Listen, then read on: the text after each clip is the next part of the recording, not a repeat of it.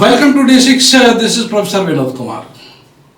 ఈరోజు మనం గ్రూప్ 1 వాళ్ళ గురించి కొంచెం చర్చించుకుందాం. అసలు ఆ ఉద్యమం గతి తప్పిందా, నిజంగానే ఒక గమ్యంతో పోతుందా అనే అంశం మీద మనం మాట్లాడుకుందాం.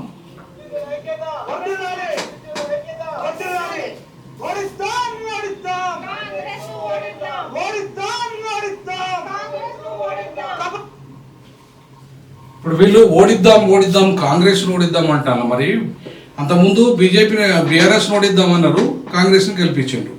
ఇప్పుడు కాంగ్రెస్ను ఓడిద్దాం అంటున్నారు. మరి బీఆర్ఎస్ని గెలిపిస్తారా, మరి బీజేపీని గెలిపిస్తారా, లేదా వాళ్ళే గెలుస్తారా? ఈ విషయంలో స్పష్టత లేదు వాళ్ళకి. ఖాళీ ఒకరిని ఓడించి ఇంకొన్ని గెలిపించడం వల్ల అన్ని దొంగ పార్టీలే అని చెప్పేసి ఒకవైపు మాట్లాడుతూ అందరూ మోసం చేసిండ్రు, బీసీ ఎస్టీ ఎస్టీలకు ప్లస్ నిరుద్యోగులకు అందరినీ మోసం చేసిందని మాట్లాడుతూ మరి ఇవాళ ఓన్లీ కాంగ్రెస్ని ఓడిద్దామని అంటున్నారు కదా. మరి బీఆర్ఎస్ని గెలిపిస్తారా, బీజేపీని గెలిపిస్తారా, లేదా మీరు గెలుస్తారా? మీరు గెలిచే స్కోపే లేదు. ఎందుకంటే మీరు 300 మంది వేస్తున్నారు. మీరు 300 మంది అయితే మీరు ఎట్లా ఒక వ్యక్తిని గెలిపిస్తేటట్టుగా లేదు కదా. మీది ఒక వ్యక్తిని గెలిపించేటట్టుగా ఒకరికి మద్దతుగా వేసినా కూడా ఇండిపెండెంట్గా, లేదంటే కొంత మీరు ఓట్లు చీలుస్తారేమో ఒకవేళ అవకాశం ఉంటే, అది కూడా. కానీ ఇక్కడ ఎక్కడ కూడా అవి కనపడతలేవు. నా దగ్గరికి ఆస్మా మొన్న నేను పిలిచినప్పుడు వచ్చినప్పుడు నేనేం చెప్పానంటే, ఆస్మా అమ్మ మీరు 300 మంది పోటీ చేయడం కరెక్ట్ కాదు. చేస్తే ఒక్కదాన్ని ఇండిపెండెంట్గా చేయి, మిగతా వాళ్ళందరికీ మద్దతు ఇవ్వను, లేదా మా పార్టీ నుండి చేయి. నువ్వు మా పార్టీ నుండి చేస్తే మా పార్టీలో ఉన్న క్యాడర్ అంతా కూడా నీకు వస్తుంది, ప్లస్ గ్రూప్ 1 వాళ్ళు కూడా సపోర్ట్తో నీకు ఓట్ బ్యాంక్ పెరుగుతుంది. నీ ఓట్ బ్యాంక్ పెరగడం వల్ల ఎవరైతే గెలవాలనుకున్నా వాళ్ళు ఒకవేళ ఓడిపోయే అవకాశం ఉంటుంది. మిగతా వాళ్ళు ఓడిపోయినా, మిగతా వాళ్ళు ఏ పార్టీకి వచ్చినా మనకు అభ్యంతరం లేదు, కానీ కాంగ్రెస్ ఓడాలి, అదే కదా మీ లక్ష్యం. సో మీ లక్ష్యం ఓడిస్తే, మీ లక్ష్యం ఒకవేళ ఓడించడమే అయితే ఒక దగ్గర గ్రూప్ కావాలి కదా. మీరంతా ఒక పార్టీనో, లేదంటే మీరే ఒకరేసి అందరు కలిసి ఒకరి కోసం ప్రచారం చేయడము, లేదంటే ఒక పార్టీని ఎంచుకోవడము జరగాలి. అది జరగకుండా కాంగ్రెస్ని ఎలా ఓడిస్తారు? మరి అంటే తిరిగి మళ్ళీ బీఆర్ఎస్ను గెలిపిస్తే మీకు వచ్చే లాభం ఏంది, లేదా బీజేపీని గెలిపిస్తే మీకు వచ్చే లాభం ఏంది? అవి ఏమైనా సుఖం పార్టీలా, శుద్ధపూస పార్టీలా? అంతకుముందు 10 ఏళ్ళ బీఆర్ఎస్ అన్యాయం చేసింది గ్రూప్ 1 నిరుద్యోగులకు అని చెప్పేసి మీరే పోరాటం చేసారు. మాలాంటి వాళ్ళని పిలిస్తే మేము వచ్చి పోరాటం చేసినాం. తర్వాత మళ్ళీ కాంగ్రెస్ అన్యాయం చేస్తుందని చెప్పి మీరే పోరాటం చేశారు.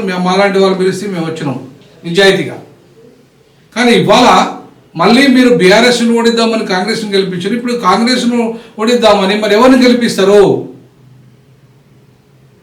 కాంగ్రెస్ను ఓడిద్దామని మీరు ఎవరిని గెలిపిస్తారు? ఇది $1 మిలియన్ ప్రశ్న. మీరు నిజంగా చిత్తశుద్ధితో పోటీ చేసే వాళ్ళైతే ఒక సింగిల్ పర్సన్ పోటీ చేయాలి, మిగతా వాళ్ళంతా సపోర్ట్ చేయాలి, లేదా ఒక పొలిటికల్ పార్టీ అండ తీసుకోవాలి. మాలాంటి అంబేద్కర్ పార్టీ, ఇవాళ బాబాసాహెబ్ అంబేద్కర్ ఆలోచన విధానంతో ఉన్న ఏకైక పార్టీ ఇది. భారత రాజ్యాంగం మేనిఫెస్టోగా ఉన్న ఏకైక పార్టీ ఇది. బాబాసాహెబ్ అంబేద్కర్ స్వయంగా తయారు చేసిన మేనిఫెస్టో చేసిన పార్టీ ఇది. మరి అట్లాంటి పార్టీ ఇవాళ మీకు అండగా ఉంటుందంటే, నేను ప్రొఫెసర్గా ఉండి సామాజిక తెలంగాణ కోసము బీసీ ముఖ్యమంత్రి కోసం రాజీనామా చేసి నా 12 ఏళ్ళ సర్వీస్ను వదులుకొని ఇవాళ మీకోసం ఉద్యమంలో సీరియస్గా మొదటి నుండి సపోర్ట్ చేసుకుంటూ వస్తున్నాను. అది బీఆర్ఎస్ అయినా ఇప్పుడు కాంగ్రెస్ అయినా. కాబట్టి మీరు మీ పక్షాన కొట్లాడడానికి వచ్చిన వ్యక్తిని మీరు సమర్థిస్తారా, ఆ పార్టీని సమర్థిస్తారా, లేదంటే దొరల పార్టీని సమర్థించి ఒక పార్టీని గెలిపించి ఇంకో పార్టీని ఓడిస్తారా? అయినా మీరు గెలిపించి ఓడించేది ఏముంటుంది పెద్దగా, మీకు వచ్చే ఓట్లు కూడా అంత పెద్దగా వస్తాయని నేనైతే అనుకోను. ఇక్కడ ప్రజలకి అర్థమైపోయింది ఇవాళ గ్రూప్ 1 ఉద్యమం గతి తప్పిందని. సో కాబట్టి ఇవాళ ఓన్లీ కాంగ్రెస్ను ఓడించండి అంటే అర్థం మీరు బీఆర్ఎస్ను, బీజేపీని.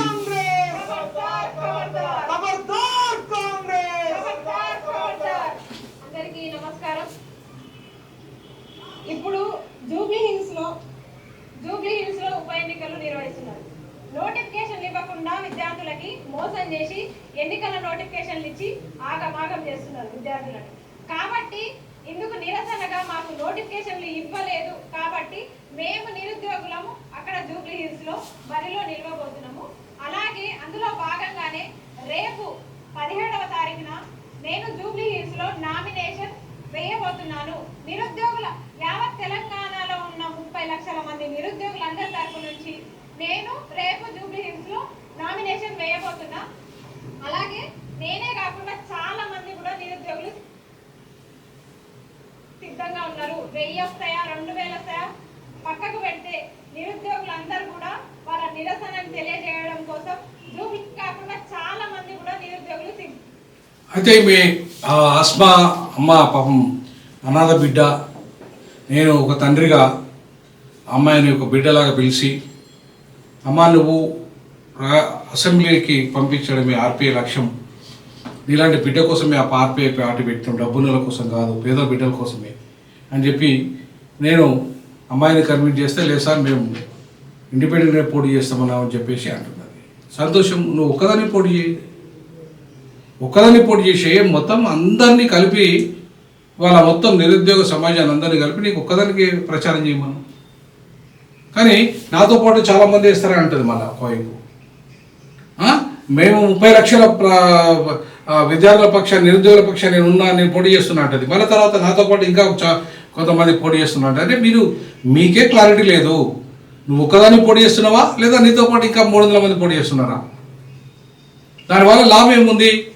మీరు మొదటి స్లోగన్ ఇచ్చారు, ఓడిద్దాం జూబ్లీస్లో కాంగ్రెస్ ఓడిద్దాం అంటే ఎవరిని గెలిపిస్తారు? బీజేపీనా బీఆర్ఎస్నా?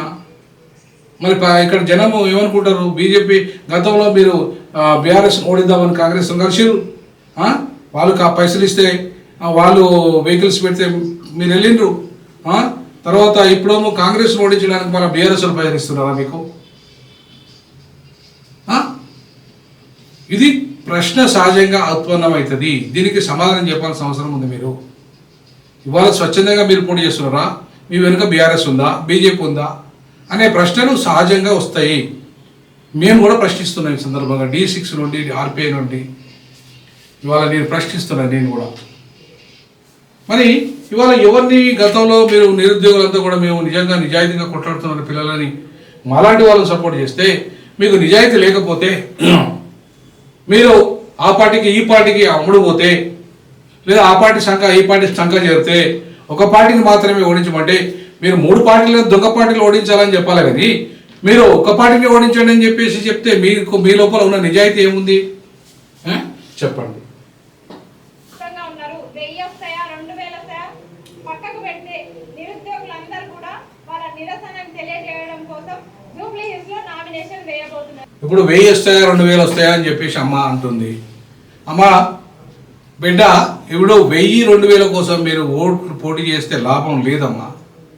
మనిషి ఒక 1000 500 300 వేసి 330 మంది వేసినా కూడా మీకు మొత్తం కలిపితే 10,000 ఓట్లు కూడా రావు ఒకవేళ అనుకుంటే.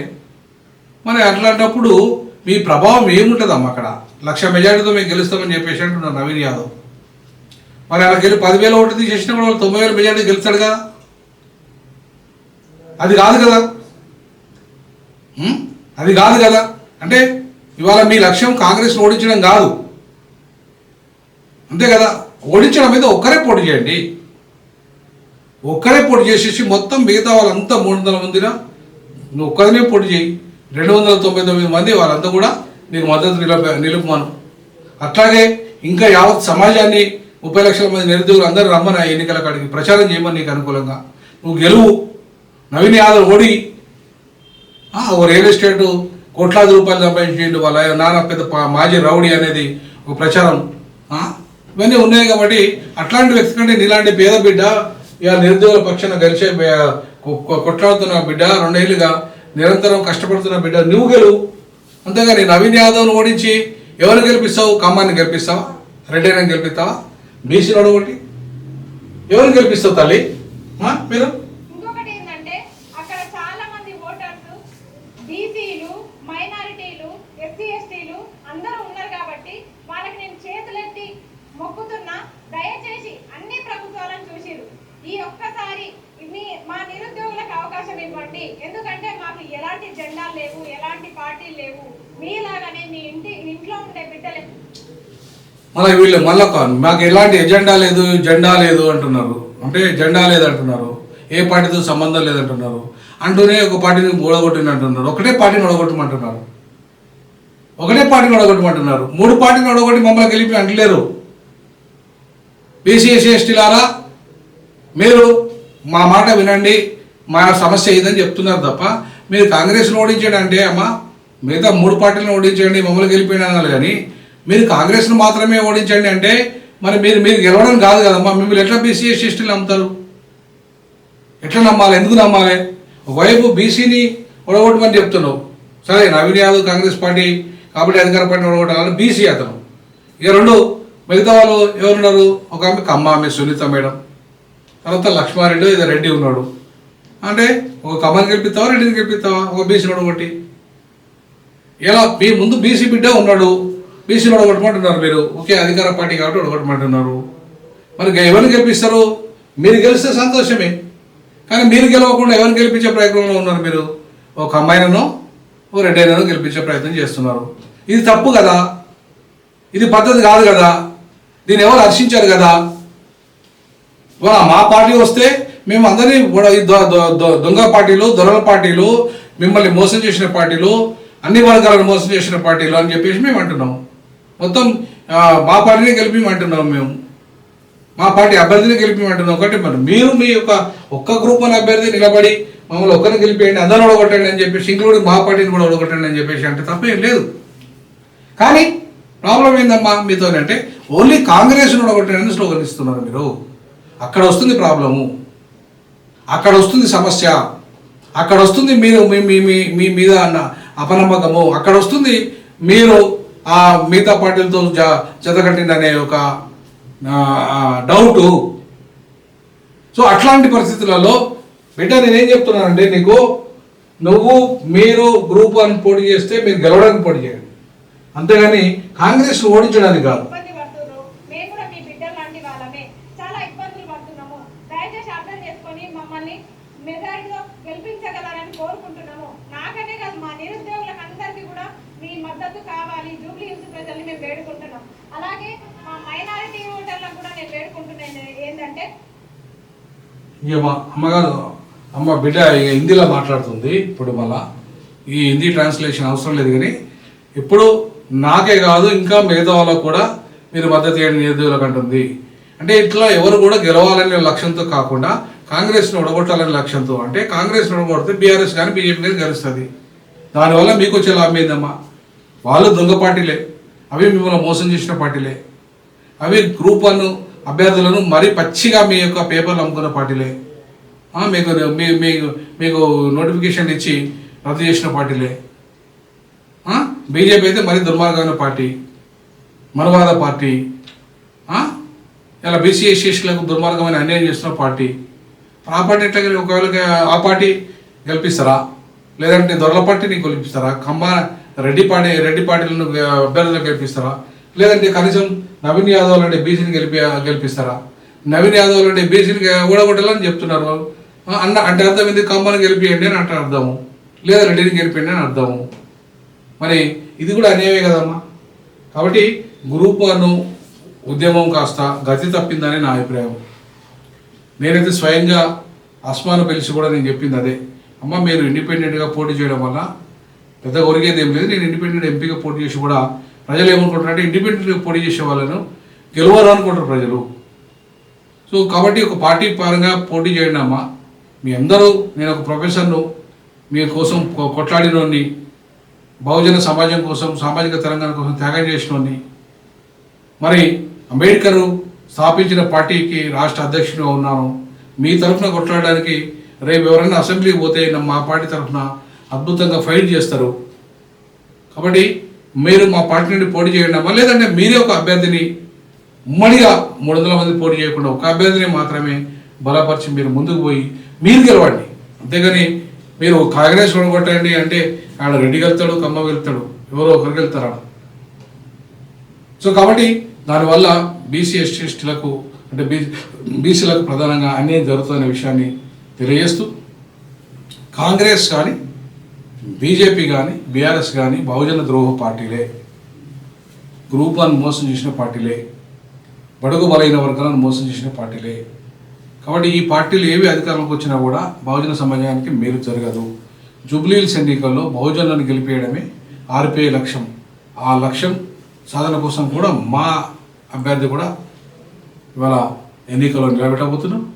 తప్పకుండా ఎంతో కొంతనైనా మీరు ఆదరిస్తారని, తప్పకుండా ఇవాళ ఏ పార్టీ అయితే గెలుస్తా అనుకుంటుందో ఆ పార్టీని ఓడిద్దాం. రానున్న రోజుల్లో మొత్తం మూడు దుర్మార్గమైన పార్టీలు, దోపిడీ పార్టీలు, ఆధిపత్య పార్టీలు, ఆధిపత్య కుల పార్టీలను ఓడిద్దాం. జై భీమ్, జై పులే, జై పెరియార్. మీరు కూడా మీ కామెంట్ రూపంలో దయచేసి తెలియజేయండి. మీరు నిర్భయంగా తెలియజేయండి.